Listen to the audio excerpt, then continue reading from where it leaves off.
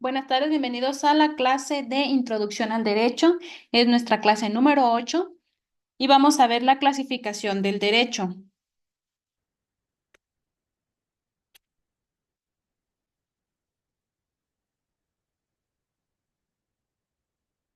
Como introducción, bueno, estuvimos viendo cuál era la definición del derecho, la hemos visto incluso muy repetitivo, pero vamos a verlo otra vez para que les quede, pues ahora sí que claro.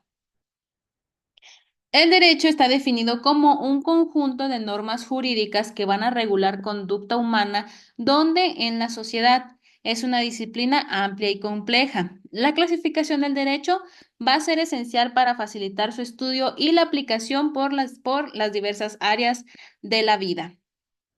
En esta presentación vamos a explorar las principales clasificaciones del derecho y vamos a discutir la importancia práctica en la organización y funcionamiento de los sistemas jurídicos. Esta comprensión nos va a permitir abordar de manera más eficaz los problemas legales y las cuestiones de justicia. Y cuando ustedes estén litigando, si es que se van a dedicar a eso, al momento de que alguien venga y les platique su asunto, ustedes van a poder encuadrarlo perfectamente en si pertenece a derecho público, a derecho privado y en qué subrama de cada estas dos ramas va a encajar para brindarles la mejor asesoría posible. Entonces, de nueva cuenta, definición del derecho. Es un conjunto de normas jurídicas que regulan conducta humana en sociedad. ¿Cuál es la importancia de la clasificación? Pues es para facilitar el estudio y la aplicación en diferentes áreas de la vida social. ¿Cuál es el objetivo de la presentación? Analizar las principales clasificaciones del derecho y qué relevancia práctica tienen. Entonces tenemos derecho público y derecho privado. El derecho se va a dividir tradicionalmente en dos grandes áreas, derecho público y privado. ¿Qué es el derecho público? Bueno, el derecho público va a regular las relaciones entre el Estado y los particulares. ¿Qué ramas principales podemos encontrar aquí? Derecho constitucional, derecho administrativo, derecho penal, y fiscal. Y también aquí va el derecho laboral. Aquí no es derecho privado. La rama del derecho laboral no es derecho privado, pertenece al derecho público, porque ¿qué característica tiene el derecho público? Relaciones entre el Estado y los particulares. Por ejemplo, en el derecho constitucional estamos hablando de que es una rama encargada de proteger la Constitución. Hablamos de amparos, hablamos de jurisprudencias, hablamos de apelaciones, hablamos de cuestiones que tengan que ver con los derechos fundamentales consagrados dentro de la Constitución. Derecho administrativo, si ya llevaron administrativo, no, porque apenas es introducción al derecho, una disculpa. Bueno, el derecho administrativo es la relación que tiene el particular, el conflicto que tiene el particular con alguna rama del poder público, entiéndase por alguna institución perteneciente al poder público, entiéndase municipio, entiéndase estado, todo eso se va a resolver en la vía administrativa. El derecho penal, pues ya sabemos por sus características, el Estado tiene una intervención importante dentro de estos procesos. Tan es así que existe la figura del Ministerio Público, quien es el que viene a representar al Estado en todos los delitos o en todos los procesos del derecho penal. Y el derecho fiscal, pues todos los impuestos. ¿Quién va a estar más interesado en recaudar impuestos que nadie? Pues el Estado. Por eso pertenece al derecho público. Pero el derecho laboral, ¿por qué se confunde de estar en derecho privado? Porque se cree que la relación que tiene trabajador con patrón nace de algo privado y no. El derecho laboral es de carácter público porque existen varias limitaciones que hacen que pierda el carácter de privado. Por ejemplo, el patrón, perdón, no puede rescindir el contrato del trabajador y debe de cumplir con las normas de seguridad social y aparte con la Ley Federal del Trabajo, donde viene la causal del artículo 47, donde dice, ya dijo el Estado, cuáles son las causales por las que tú puedes despedir a un trabajador. Si no cumples con alguna de esas causales, es un despido injustificado que da pie a una indemnización constitucional que consistente en 90 días de salario o 3 meses de salario. Más pues todas aquellas cosas que vienen ya puestas en nuestros finiquito en proporcional. Pero el derecho laboral, pues en México es considerada como una rama del derecho público debido a la intervención que tiene el Estado en la regulación y en la supervisión de las relaciones laborales, así también como la protección que brinda el Estado a los trabajadores a través de instituciones estatales, como por ejemplo la Secretaría del Trabajo y de Previsión Social. Es por eso que la rama laboral no pertenece al derecho privado, pertenece al derecho público. Derecho privado regula las relaciones entre particulares, punto. ¿Cuáles son las ramas principales que conocemos? Derecho civil, derecho mercantil y se me fue otra, porque no puede nada más va a haber dos. Espérenme, espérenme, espérenme.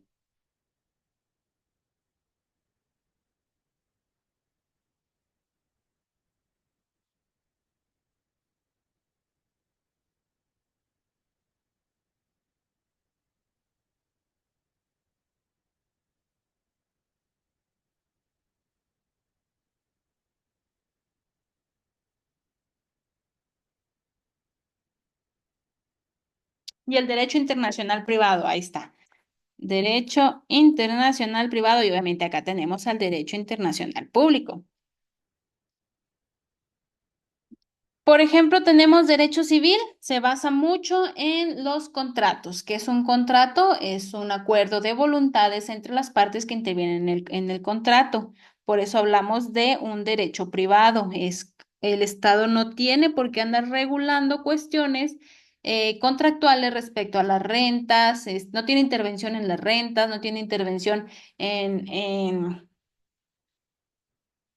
cobro de pagarés, en sacada de préstamos, deudas, etcétera. Por eso pertenece al derecho privado. Dentro del derecho civil tenemos la rama familiar, que algunas entidades federativas ya los tienen divididos, juzgados civiles, juzgados familiares, y otras llevan todo mezclado, rama familiar y civil en un solo juzgado. Pero la rama familiar, que pertenece al derecho civil, tiene también una supervisión por parte del Estado, pero no es tal cual como en el laboral, por eso no pasa derecho familiar a ser parte del derecho público, sigue siendo en derecho civil, porque yo no te voy a decir con quién te cases, yo no te voy a decir con quién tengas hijos, no te voy a decir que no te divorcies, etcétera. Por eso tiene características del derecho privado y por eso pertenece al derecho privado. Y todos los contratos mercantiles o con ánimo de enriquecerse o de especulación, pues pertenecen a la rama mercantil. El derecho privado va a regular las relaciones entre particulares, va a abarcar el derecho civil que trata sobre las personas, los bienes y las obligaciones. El derecho mercantil que se enfoca en las regulaciones comerciales y el derecho laboral, no, olvídense de que el derecho laboral pertenece a la rama privada. Tal vez en el examen sí lo tengan que poner así porque así nos lo pide la universidad, pero en el ámbito laboral ustedes se van a dar cuenta que el derecho laboral no pertenece para nada al derecho privado. ¿Por qué? Por las regulaciones que tenemos del Estado, por el derecho de clase, por la desventaja que tiene el trabajador contra el patrón y que viene Estado papá, a cuidarnos. El derecho público regula las relaciones entre el Estado y los particulares, asegurando que el poder estatal se ejerza de una manera justa y equitativa. Va a incluir ramas como el derecho constitucional, que va a establecer la estructura del Estado y los derechos fundamentales, el derecho administrativo, que regula la administración pública, y el derecho penal, que sanciona delitos, y el derecho fiscal, que se ocupa de los impuestos y de la recaudación. No sé si supieron de una reforma.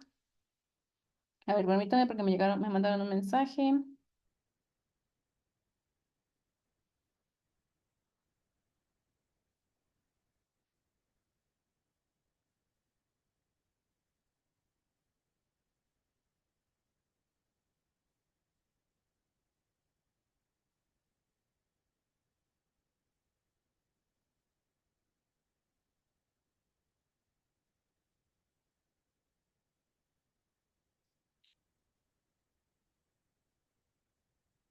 de una reforma que lanzó la mayoría en el poder, Morena, donde cualquier reforma que se haga no va a poder pasar por el control de constitucionalidad. Eso pertenece al derecho público.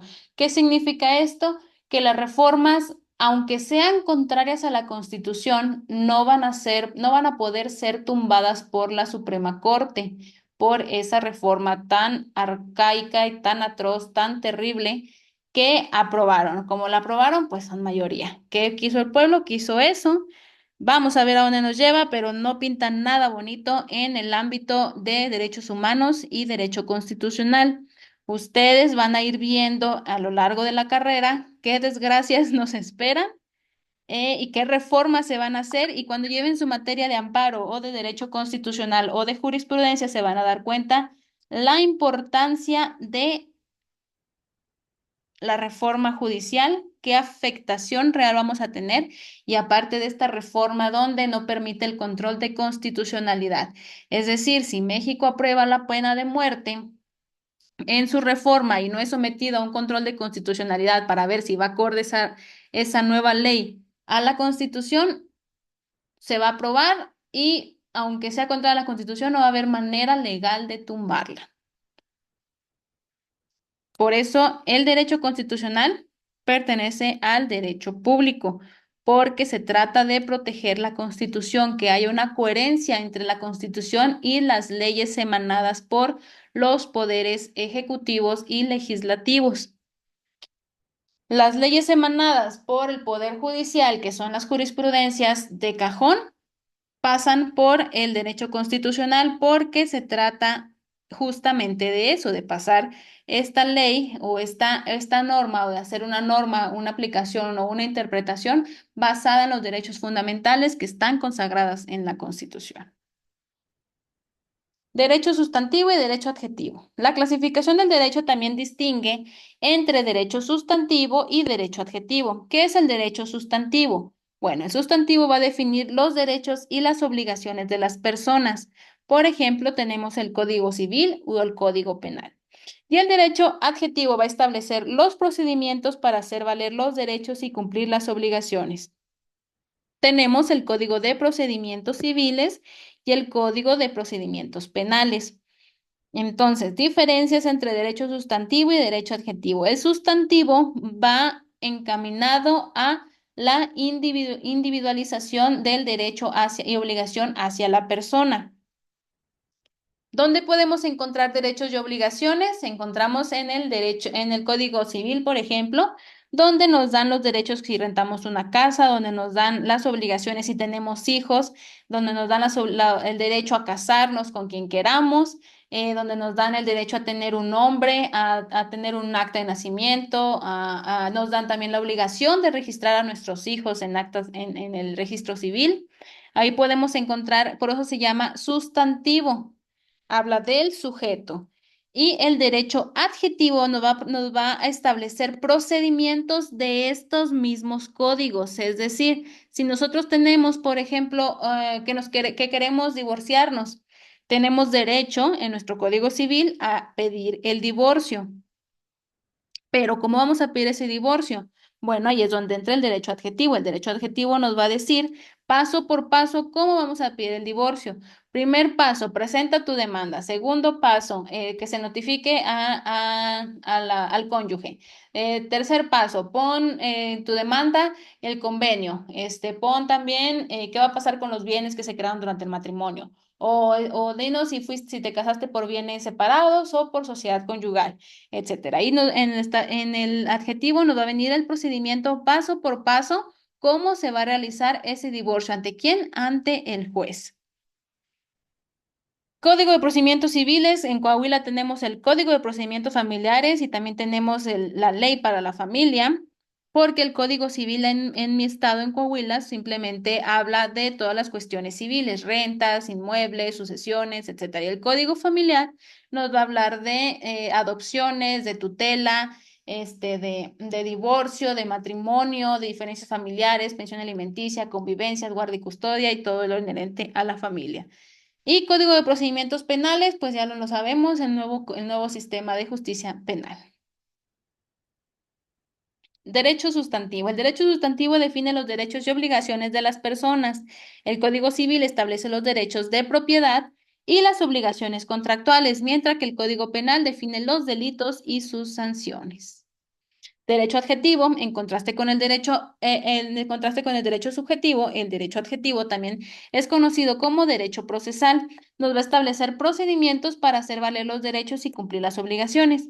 Los códigos de procedimientos civiles y penales van a proporcionar las reglas para que se lleve a cabo juicios y otros procedimientos legales, asegurando que las disputas se resuelvan de manera justa y ordenada.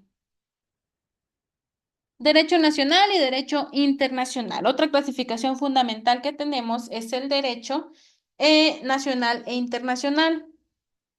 Dentro del derecho nacional podemos encontrar las normas que están rigiendo dentro del Estado, es decir, que se están aplicando y están siendo válidas dentro de el Estado. Estado entendido como un ente de poder, Estado mexicano, no como una entidad federativa. Encontramos, por ejemplo, las ramas del derecho constitucional, el derecho administrativo, el derecho penal, civil y mercantil. Dentro del derecho internacional encontramos las normas que van a relaciones entre estados, por ejemplo, entre el Estado mexicano y el Estado estadounidense, entre el Estado mexicano y el Estado de Guatemala, etcétera. Otros sujetos de derecho internacional. Como ramas tenemos el derecho internacional público y el derecho internacional privado. El derecho nacional se va a referir a las normas que van a estar dentro de nuestro Estado mexicano y va a abarcar diversas ramas como el derecho constitucional, administrativo, penal, civil y mercantil. Estas normas van a establecer cómo es que deben comportarse los individuos y las instituciones dentro del país. Es decir, dentro del derecho nacional puede haber derecho público y derecho privado. Nuestra bonita ONU. El derecho internacional va a regular las relaciones entre los estados y otros sujetos de derecho internacional, que pueden ser, por ejemplo, las empresas. Incluye el derecho internacional público, que va a tratar sobre tratados, derechos humanos y normas de guerra, donde vemos, por ejemplo, nuestra primera declaración de los derechos del hombre. También vemos, por ejemplo, la Corte Internacional de Derechos Humanos, la Corte Penal Internacional a las que México pertenece. Vemos tratados internacionales como, por ejemplo, la OIT, la Organización Internacional del Trabajo, que emite varias normas que México tiene que acatar porque pertenece también a ella. Tenemos el tratado, ay, no me acuerdo cómo se llama, el de libre comercio de Estados Unidos y Canadá. Tiene otro nombre que hace poco lo cambiaron. Tratado de Libre Comercio.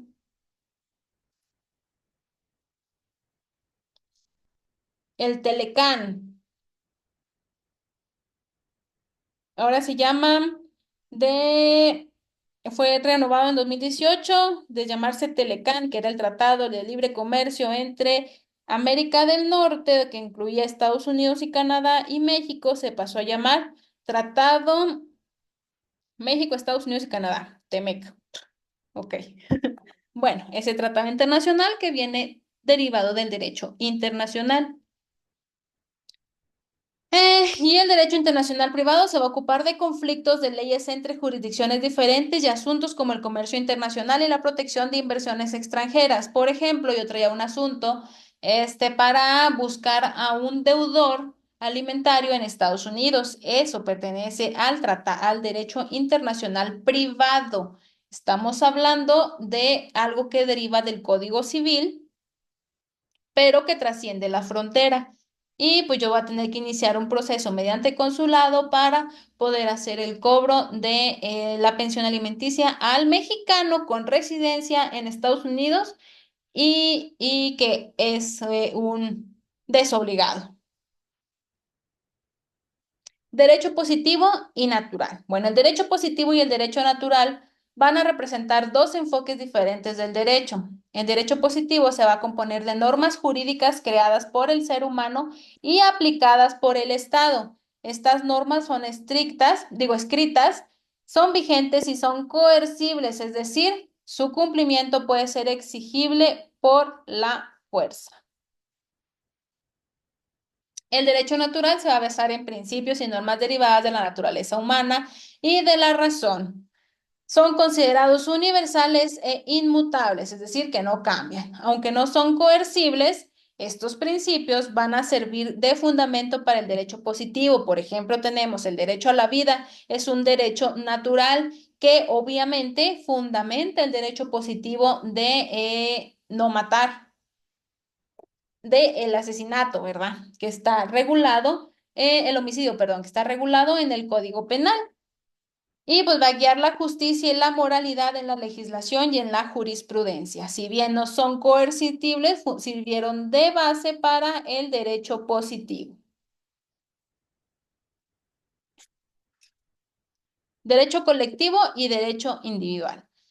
La clasificación entre derecho colectivo y derecho individual se enfoca en el sujeto titular de los derechos. Tenemos, por ejemplo, el derecho colectivo, un derecho de clase, que son las normas que van a proteger los intereses y derechos de grupos o comunidades. Ejemplo, por ejemplo, tenemos el derecho ambiental y los derechos laborales colectivos. ¿Qué derecho laboral colectivo tenemos? El derecho a la huelga. ¿Por medio de qué? Del sindicato, que es una colectividad. El derecho individual son las normas que van a proteger los intereses y los derechos de personas individuales, por ejemplo, derecho a la vida, derecho a la privacidad, derecho al matrimonio, derecho al divorcio, derecho al aborto, etcétera. El derecho colectivo va a proteger los intereses y los derechos de grupos o comunidades. También tenemos, por ejemplo, el derecho de las personas indígenas o de los grupos vulnerables. Permítanme tantito. Bueno, ¿qué pasó?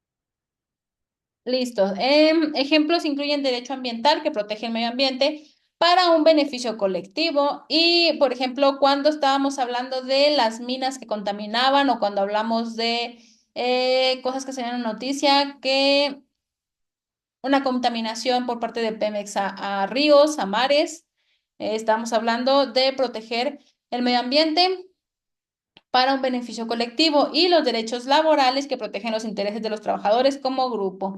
El tan bonito derecho de clase. Por otro lado, el derecho individual protege los intereses y derechos de personas individuales como el derecho a la vida, que garantiza protección a la vida humana, y el derecho a la privacidad, que protege la intimidad y la vida privada de las personas. Por ejemplo, tenemos la ley Olimpia. Ay, ¿qué fue escribió Olimpia? El Código Penal. mm, el Código Civil. y todas aquellas que regulan relaciones individuales. Como conclusión, la clasificación del derecho va a ser fundamental para facilitar su comprensión, el estudio y la posterior aplicación. Cada una de las categorías y subcategorías del derecho van a proporcionar un marco para analizar y abordar diferentes problemas legales. Es importante reconocer que estas clasificaciones no son mutuamente excluyentes. Muchas veces, cada una de las ramas del derecho se va a complementar y se van a superponer una sobre otra. Por ejemplo, un contrato puede implicar aspectos de derecho privado, de derecho sustantivo y de derecho positivo. Mirando hacia el futuro, el derecho continúa evolucionando y nuevas áreas emergentes como el derecho digital y el derecho de la inteligencia artificial presentan desafíos y oportunidades para la teoría y la práctica legal. Esa es toda nuestra clase por el día de hoy. Si tienen alguna duda, acuérdense que estoy a sus órdenes en el correo institucional natalia.ramírez@estudiantes.edu.m.mx. Ay, ya se me olvidó, pero bueno. Ya se los había repetido antes, ya deben de tener mi correo. Una disculpa por no poder dar la clase en el horario que era. Hubo algunas pues, cuestiones familiares, pero la próxima clase nos vemos en el horario común. Que tengan muy buena tarde.